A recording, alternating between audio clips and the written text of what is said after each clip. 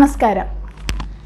ജീവിതത്തിൻ്റെ അന്ത്യയാമങ്ങളിലെ കണക്കെഴുത്തിൽ ജീവിതത്തിലെ ആദ്യയാമങ്ങളുടെ കണക്ക് പുസ്തകം നോക്കേണ്ടി വരും. കരയാത്ത കണ്ണും വഴങ്ങാത്ത മറ്റു പഞ്ചേന്ദ്രിയങ്ങളും ഏറ്റുപറച്ചിലുകൾ എങ്ങനെയായാലും ലാഭനഷ്ടങ്ങൾ അവസാന കണക്ക് കൂട്ടുന്നതിലും കുറയ്ക്കുന്നതിലും കാണാം. മാനവശേഷിയുടെ ധർമ്മം എങ്ങനെ ഉത്ഭവിച്ചു എന്നുള്ളത് ഇന്നും ചരിത്രപരമായ പഠനത്തിൻ്റെ ഭാഗമാണ്. കാലം കാണിക്കാത്ത കാഴ്ചകൾ കണ്ടവരും കാലം കേൾപ്പിക്കാത്ത സത്യങ്ങൾ കേട്ടവരും ധർമ്മം എന്ന വസ്തുതയ്ക്ക് രൂപം കൊടുത്തു.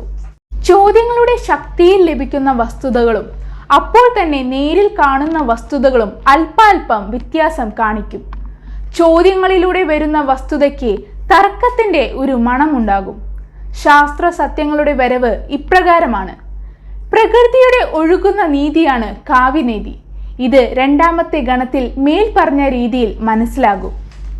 നിർമ്മിക്കുന്ന സത്യങ്ങളും നിലനിൽക്കുന്ന സത്യങ്ങളും തമ്മിലുള്ള യുദ്ധമാണ് തിന്മയ്ക്ക് ഏറ്റവും ഇഷ്ടം.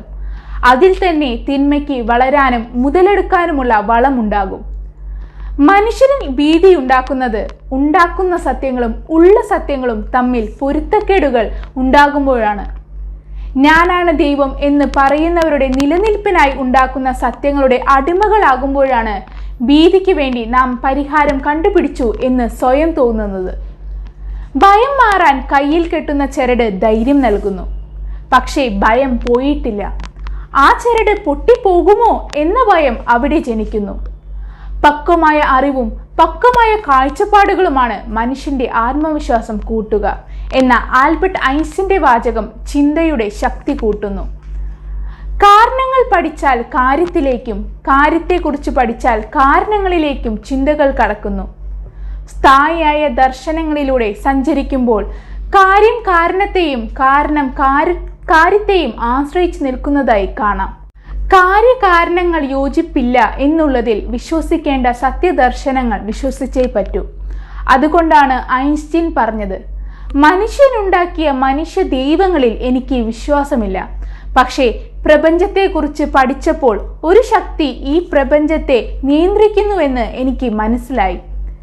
വിശ്വാസം മറ്റുള്ളവരിൽ നിന്ന് പഠിക്കേണ്ട കാര്യമല്ല, സ്വയം അറിഞ്ഞു ചേരുന്ന വസ്തുതയാണ്. അത് സ്വയം അറിയേണ്ടതും മറ്റുള്ളവർ അറിയിച്ചതുകൊണ്ട് വിശ്വസിക്കേണ്ടതുമല്ല.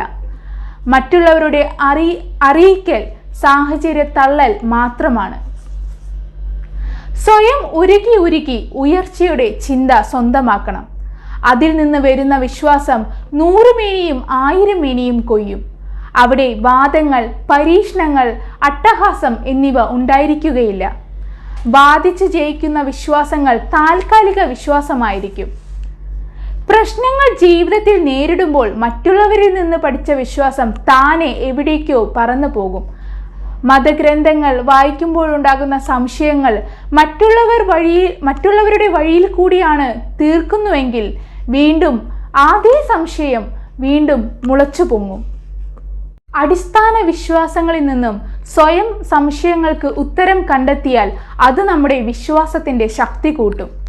കുട്ടികൾ അറിവ് നിറയ്ക്കുന്ന കണ്ടെയ്നറുകളല്ല, മറിച്ച് അറിവ് പ്രകാശമായി പുറത്തേക്ക് വരുത്തേണ്ടവരാണെന്ന മഹത്വാചകം ഇവിടെ പ്രശസ്തമാണ്. ഒരുകുന്ന മനസ്സിൽ നിന്നേ ഉണ്മയുള്ള ചിന്തകൾ ഉണ്ടാകൂ എന്നോർക്കുക. ഞാനായി എപ്പോഴും നിലനിൽക്കും എന്ന് ചിന്തിച്ച് പഠിച്ചപ്പോഴാണ് ഞാൻ അല്ലാതാകുന്ന നിമിഷങ്ങൾ കണ്ടുപിടിച്ചതെന്ന മഹത്വാചകം മനോഹരമാണ്. നിലനിൽക്കേണ്ടതിൻ്റെ ഒരു ചിന്താ സരണിയാണിത്. വായനയും പഠനവും സ്വയം ഉള്ളിൽ നിന്ന് ഉരുക്കിയെടുത്ത് ഒരു പ്രകാശമുണ്ടാക്കുക. ആ പ്രകാശം ചരിത്ര ഏടുകൾക്ക് പ്രകാശമുണ്ടാക്കും. ഇത്തരം വ്യക്തികളെ മഹാന്മാർ അല്ലെങ്കിൽ ചിന്തകന്മാർ എന്ന് വിളിക്കുന്നു. വായനകൾ മനുഷ്യനെ എങ്ങനെ ചിന്തിപ്പിക്കുന്നു, ചിന്തകൾ എങ്ങനെ മനുഷ്യനെ സ്വാധീനിക്കുന്നു, ഇവ രണ്ടും വ്യക്തിക്കും സമൂഹത്തിനും മാറ്റത്തിന് തിരികൊളുത്തുന്നു. ദൈവമുണ്ട് എന്ന് തെളിയിക്കുന്നവനും ഇല്ല എന്ന് തെളിയിക്കുന്നവനും വിഡ്ഢി തന്നെ. ഒരുവൻ സ്വയം അറിയുന്ന നിമിഷം അവൻ്റെ ജീവിതത്തിലെ ദൈവത്തെ കാണുന്നു. ഇവിടെ ദർശനങ്ങളും സത്യങ്ങളും ഉണരുന്നു. ഒഴുകുന്ന നീതിയുടെ മണം ലഭിക്കുന്നു. മാറി വരുന്ന വ്യക്തിചിന്തകളിൽ ഈ മണമുണ്ടായാൽ നീതിയുടെയും മൂല്യത്തിൻ്റെയും ശക്തി ഉണരുകയായി. നിറപ്പകിട്ടാർന്ന ചിന്തകളിലൂടെയും എഴുത്തിലൂടെയും മാറ്റങ്ങളുടെ സ്വരത്തിന് ശക്തി കൂട്ടാം. പക്ഷേ സാമൂഹ്യ വ്യവസ്ഥയിൽ അത് പുതിയ സംസ്കാരത്തിന്റെ മണം വിതരണം. ചിന്തിക്കുന്നവരുടെ എണ്ണം കൂട്ടുന്നതിനേക്കാൾ വിഷമം ചിന്തിക്കുന്ന വസ്തുതയ്ക്ക് രൂപം കൊടുക്കുന്നതിലാണ്. സ്വന്തം ചിന്തയിലൂടെ സന്തോഷം കണ്ടെത്തുകയും സ്വന്തം വ്യവസ്ഥതയ്ക്ക് ബലം കൊടുക്കുകയും ചെയ്യുമ്പോൾ ഓർക്കുക, ഇത് നിലനിൽപ്പിന്റെ നിലനിൽപ്പ് ഇല്ലാതാക്കുമോ എന്ന്. സൂര്യനിൽ നിന്ന് വരുന്ന പ്രകാശത്തെ മാറ്റാൻ ആർക്കും സാധ്യമല്ല. ആ പ്രകാശത്തെ ഉപയോഗിക്കുന്ന രീതി നമുക്കുണ്ടാക്കാം. ഇന്നത്തെ സന്ദേശം: സ്രോതസ്സുകൾക്കല്ല ക്ഷാമം, മറിച്ച് അത് ഉപയോഗിക്കുന്ന രീതിക്കാണ്. നന്ദി, നമസ്കാരം.